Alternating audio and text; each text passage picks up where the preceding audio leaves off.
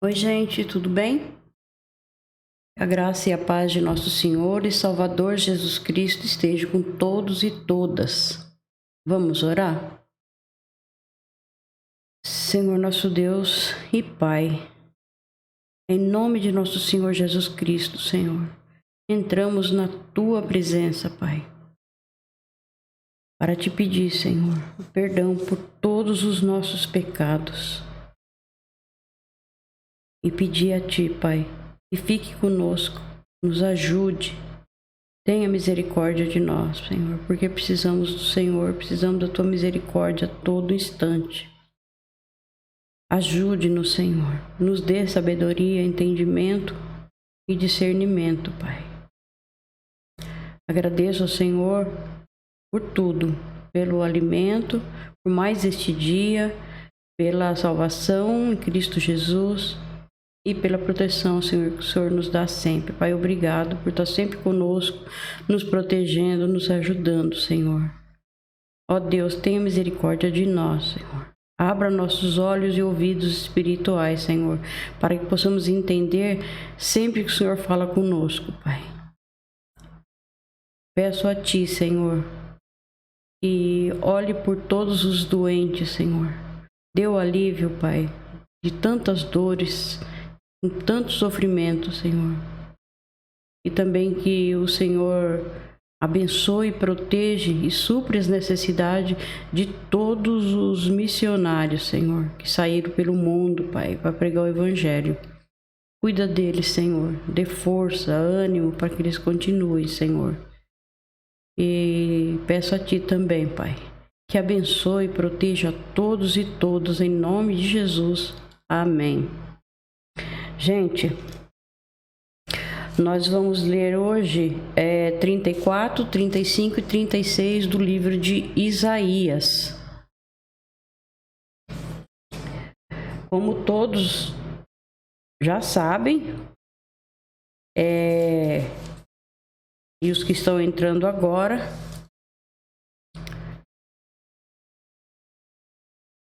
todos os livros de Gênesis até Isaías, que estamos gravando, estão gravados, estão no canal. É só voltar e procurar que vocês vão conseguir ver e ouvir todos os vídeos, desde Gênesis.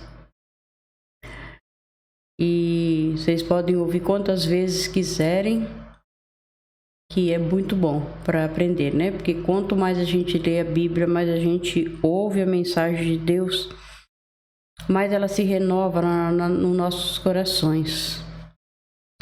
E precisamos do Senhor o tempo todo, né? Precisamos do Senhor o tempo todo, porque somos pecadores e só pela misericórdia de Deus é que somos salvos mesmo, né? E o nosso foco é o Senhor Jesus, né? A Bíblia fala dele de Gênesis até Apocalipse. Então, para quem não sabe, o Senhor Jesus é o único que nos salva. Então, se você não for salvo ainda por Senhor Jesus, se você confia em outras religiões ou em outras coisas, eu não vou falar o nome, preste atenção, pede ao Senhor Jesus que abra seus olhos, seus ouvidos espirituais, para que você enxergue que só o Senhor Jesus salva. Nada mais salva. Se você não tiver com o Senhor, não seguir os caminhos que Ele determinou pra gente e aceitar que Ele veio para nos salvar, morreu, sofreu naquela cruz, mas ressuscitou. E Ele está lá em cima, aguardando o dia de vir nos buscar. Então, pede entendimento para Deus e se converta, caia de joelhos aos pés de nosso Senhor Jesus Cristo, porque o que Ele fez por nós não existe nada parecido, nada, só Ele mesmo, santo, limpo, não tinha uma mancha, não tinha um pecado. assim mesmo ele se tornou maldito no nosso lugar. Ele pegou o pecado de todos e o sofrimento dele foi grande. E ele vai voltar. Não sabemos nem o dia nem a hora, mas ele vai voltar. Então temos que vigiar e conhecer bem a palavra, ficar sempre orando, pedindo ao Senhor misericórdia mesmo, que nos ajude para que, se ele vir na nossa época agora, né, e ele vir, a gente vai estar com as nossas lamparinas cheias de azeite. E aí a gente sobe com ele, né? Porque senão vai ficar e vai passar pela grande tribulação. E o nome já diz tudo, né? É sofrimento demais.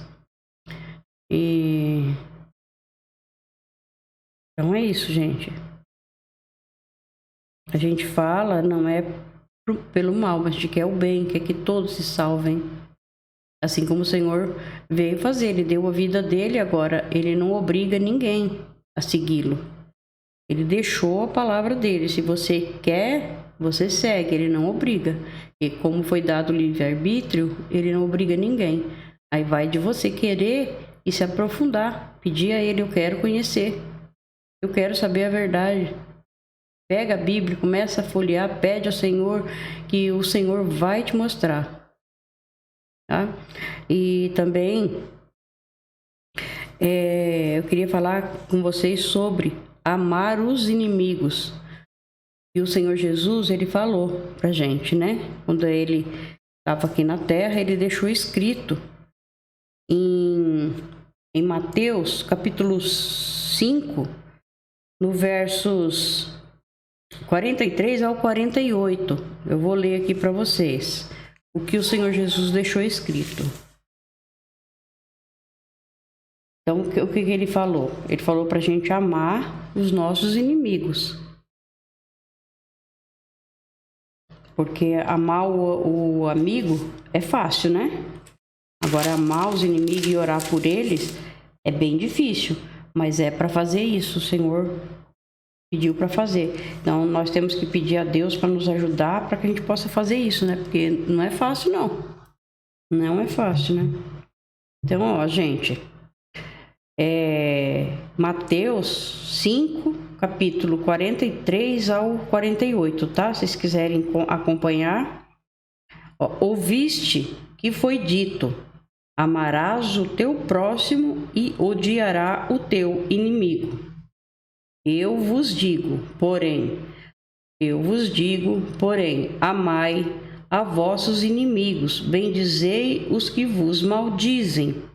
Fazei bem aos que vos odeiam e orar pelos que vos maltratam e vos perseguem, para que sejais filhos do vosso Pai que está nos céus. Porque faz que o sol se levante sobre maus e os bons, e a chuva desça sobre os justos e os injustos. Pois se amardes os que vos amam, que galardão tereis? Não fazes os publicanos também o mesmo? E se saudais unicamente os vossos irmãos, que fazeis demais? Não fazes os publicanos também assim? Sede vós, pois perfeitos como é perfeito o vosso Pai que está nos céus. Então, o Senhor manda a nós todos amar os nossos inimigos e orar por eles. Então, é o que nós devemos de fazer, tá, gente? Vamos obedecer ao nosso Pai, ao nosso Senhor, porque o nosso Senhor Jesus Cristo, Ele é o nosso Deus, Ele é o próprio Deus que desceu do céu, né? Para vir salvar o povo dele, a criação dele. Porque todos que nascem, todos que nasceram, ou que vão nascendo, são criaturas de Deus. Mas a partir da hora que aceita o Senhor Jesus como seu único, suficiente Senhor e Salvador, aí você passa a ser filho de Deus. Você recebe o Espírito Santo, começa a ter todo o entendimento da palavra, entende a Bíblia, E aí você já é filho de Deus, tá? Então, gente, nós vamos dar início aqui na nossa leitura. Que o Senhor nos ajude, nos abençoe. Então, nós vamos ao primeiro capítulo que nós vamos ler, é 34 de Isaías, tá? Venham nações e escutem. Reúnam-se povos e prestem atenção. Que a terra inteira escute e que o ouçam todos os que nela vivem. O Senhor está irado com todas as nações. Está furioso com todos os seus exércitos. Ele já os condenou à morte e à destruição. Os mortos ficarão onde caíram, e o mau cheiro se espalhará por toda parte. Rios de sangue descerão das montanhas. O sol, a lua e as estrelas serão destruídos. O céu se enrolará como a página de um livro. Todas as estrelas cairão do céu, como caem as folhas da parreira ou da figueira. Uma vez eu falei para uma pessoa que o mundo ia se acabar, esse mundo que a gente vive aqui, que ele ia se acabar, ele ia ser destruído. O Senhor ia fazer novos céus e nova terra. A pessoa falou que não. E o mundo não acaba nunca, que vai acabando é as pessoas só. A pessoa não teve o entendimento, não teve, porque vai acabar sim. Com certeza, o Senhor falou, isso vai se cumprir. Em Apocalipse fala direitinho.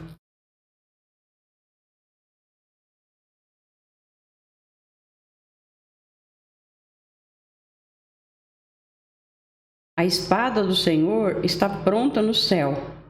O Senhor condenou o povo de Edom à destruição, e com a sua espada matará os edomitas.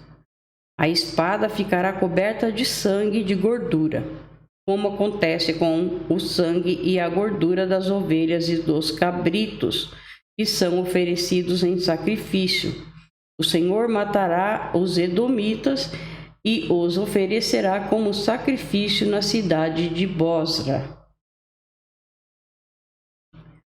Com eles também serão mortos os bois selvagens, os bezerros e os touros novos.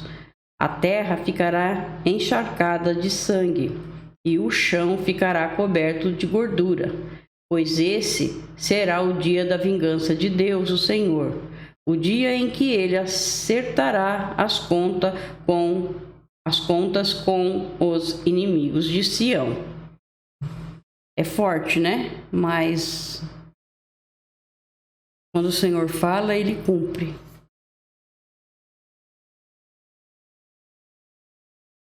Os rios de Edom vão virar piche.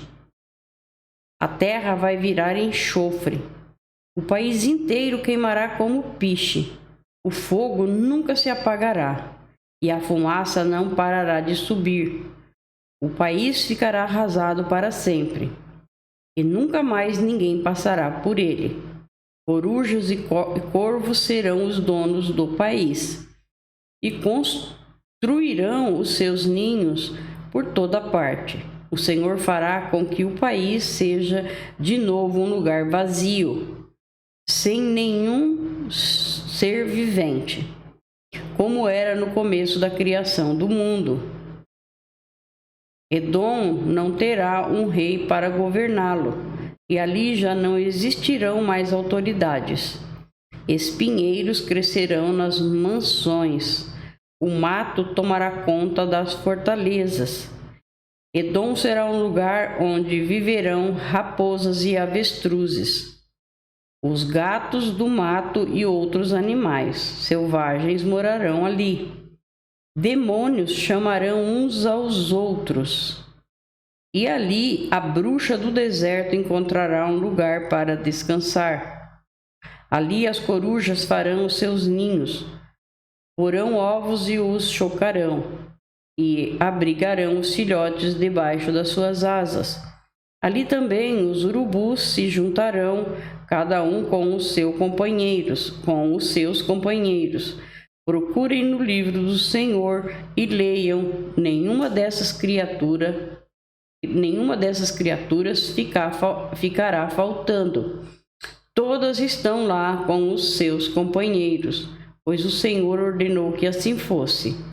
E o Espírito as ajuntará, e o seu Espírito as ajuntará.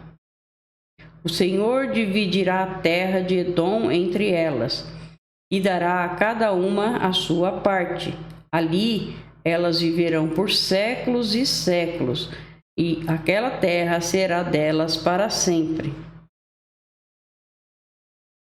O Senhor, Ele pode tudo, né? Num abrir e fechar de olhos, o mundo, se Ele quiser, o mundo acaba, vira pó. Vamos ao 35, tá, gente? O deserto se alegrará e crescerão flores nas terras secas, cheios de flores. Cheios de flores, o deserto cantará de alegria. Deus o tornará tão belo como os montes Líbanos, tão fértil como o monte Carmelo e o vale de Saron.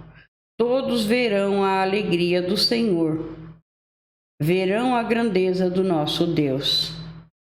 Fortaleçam as mãos cansadas, deem firmeza aos joelhos fracos. Digam aos desanimados: não tenham medo, animem-se, pois o nosso Deus está aqui. Ele vem para nos salvar. Ele vem para castigar os nossos inimigos. Então os cegos verão e os surdos ouvirão. Gente, o profeta Isaías, ele profetizou muito do Senhor Jesus, né? Coisa mais linda, né? 700 anos antes do Senhor Jesus Cristo nascer, ele profetizou a vinda do Senhor, o sofrimento dele e tudo que ele ia fazer, né? E ele fez, ó. Então os cegos verão e os surdos ouvirão, os aleijados pularão e dançarão, e os mudos cantarão de alegria, pois fontes brotarão no deserto, e rios correrão pelas terras secas. A areia quente do deserto virará um lago, e haverá muitas fontes nas terras secas. Os lugares onde agora vivem os animais do deserto virarão brejos onde crescerão tábuas e juncos.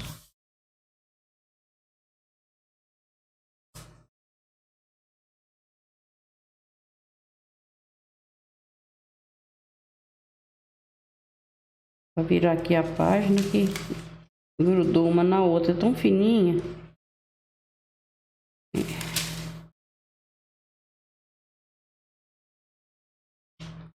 Haverá ali uma estrada que será chamada de caminho da santidade.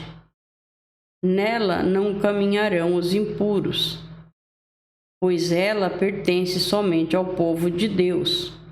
Até os tolos andarão nela e não se perderão. Nesse caminho não haverá leões, animais selvagens não passarão por ele. Ali andarão somente os salvos. Aqueles a quem o Senhor salvar voltarão para casa. Oh, que maravilha, glória a Deus! Voltarão cantando para Jerusalém, e ali viverão felizes para sempre. A alegria e a felicidade os acompanharão, e não haverá mais tristeza nem choro. Tanto ele profetizou a vinda do Senhor, a primeira vinda, como ele também profetiza da segunda vinda, né, gente? O Senhor vem e não haverá mais tristeza, choro, dor. É lindo demais, né? Maravilhoso. 36, tá? Aqui os assírios, eles ameaçam Jerusalém. No ano 14 do reinado de Ezequias de Judá, Senaqueribe, o rei da Assíria, atacou todas as cidades de Judá que eram protegidas por muralhas e as conquistou. Depois ele mandou que o comandante do seu exército fosse de Laques a Jerusalém com uma enorme força militar para exigir que o rei Ezequias se entregasse. O comandante ocupou a estrada onde os tintureiros trabalham, perto do canal que traz água do açude de cima. 3 autoridades de Judá saíram para se encontrar com ele: o encarregado do palácio, Eliaquim, filho de Ilquias, o escrivão, Sebna, e o conselheiro do rei, Joá, filho de Asaf. O oficial assírio lhes disse: levem para Ezequias a mensagem do grande rei, o rei da Síria, em que você está baseando a sua confiança. Será que você pensa que as palavras podem tomar o lugar da experiência militar e da força? Quem você pensa que vai ajudá-lo na sua revolta contra o rei da Síria? Você está confiando na ajuda do Egito? Mas isso é o mesmo que usar um caniço como bengala, isto é, ele vai quebrar e furar a sua mão. Assim é Faraó, rei do Egito, para aqueles que confiam nele. Ou por acaso você vai me dizer que confia no Senhor, seu Deus, e não foram os santuários e os altares do Senhor que Ezequias destruiu quando mandou que o povo de Judá e de Jerusalém adorassem num só altar? Eu vou fazer um trato com você em nome do rei.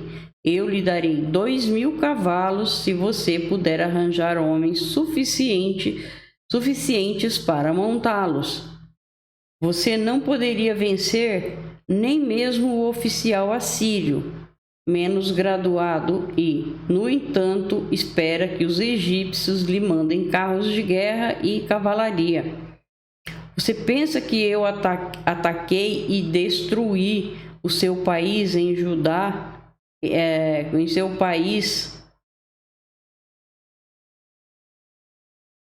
Você pensa que eu ataquei e destruí o seu país sem a ajuda de Deus, o Senhor? Foi o próprio Deus que me mandou atacá-lo e destruí-lo. Então Eliaquim, Sabna e Joá disseram ao oficial: Senhor, fale em aramaico, por favor, pois nós entendemos. Não falem em hebraico, porque todas as pessoas que estão nas muralhas estão escutando. Ele respondeu: Vocês pensam que o rei me mandou dizer todas essas coisas somente para vocês e para o seu rei? Não. Eu estou falando também com as pessoas que estão sentadas nas muralhas e que terão de comer as suas próprias fezes e beber as suas próprias urinas, e vocês também vão fazer isso. Então o oficial ficou de pé e gritou em hebraico: Escutem o que o grande rei, o rei da Assíria, está dizendo a vocês. Ele mandou avisar que não deixe que Ezequias os engane, pois ele não poderá salvá-los. E não deixem que ele os convença. A confiança no Senhor, não deixe que ele os convença a confiar no Senhor. Não pensem que Deus os salvará e não deixará que o nosso exército assírio conquiste a cidade de vocês. Não deem atenção a Ezequias. O rei manda que vocês saiam da cidade e se entreguem.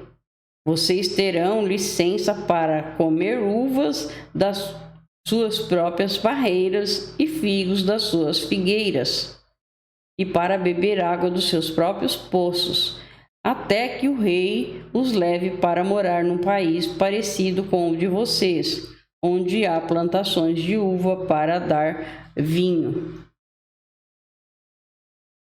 e onde há trigo para fazer pão. Não deixem que Ezequias os engane, fazendo vocês pensarem que Deus vai salvá-los. Será que os deuses das outras nações a salvaram do rei da Síria? Onde estão agora os deuses de Ramate e de Arpade? Onde estão os deuses de Sefarvaim? Será que eles salvaram Samaria do meu poder? Quando foi que os deuses de todos esses países o salvaram do nosso rei? O que é então que faz vocês pensarem que o Senhor pode salvar Jerusalém do poder dele? Mas o povo ficou calado como o rei Ezequias havia mandado. Eles não disseram nenhuma só palavra. Então Eliaquim, Sabna e Joá rasgaram as suas roupas em sinal de tristeza e foram contar ao rei aquilo que o oficial assírio tinha dito. Obrigado, Senhor, por mais essa leitura. Obrigado por estar conosco, nos ajudando, Pai, nos ensinando. Peço a Ti, Pai, que abençoe a todos nós, em nome de Jesus. Amém.